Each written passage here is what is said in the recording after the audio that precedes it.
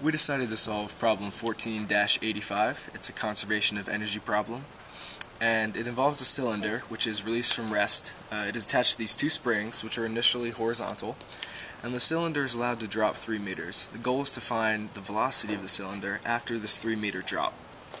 The springs are originally unstretched at 2 meters, and K equals 40 newtons per meter.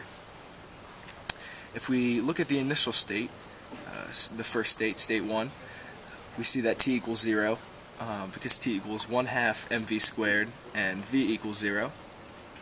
Looking at the potential, there's no potential in the springs because they're at their unstretched length of 2 meters, and we set up our datum horizontal level with the springs, and because of that H is 0 and the potential due to gravity is 0.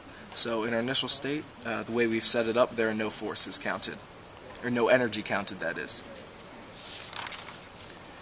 At state 2, at H equals 3, the kinetic energy, defined by 1/2 mv squared, is our key term because we're trying to find this V2.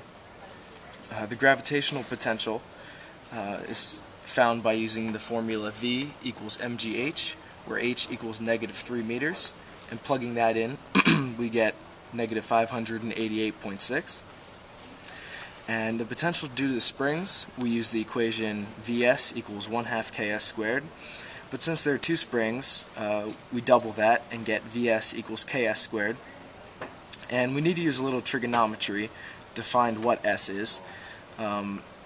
Just using Pythagorean theorem, we find that the final length of the spring is the root of 13 meters, but we need to subtract 2 meters for the original unstretched length, so S equals the root of 13 minus 2, and plugging this into the Vs equation, we get 40 times the root of 13 minus 2 squared.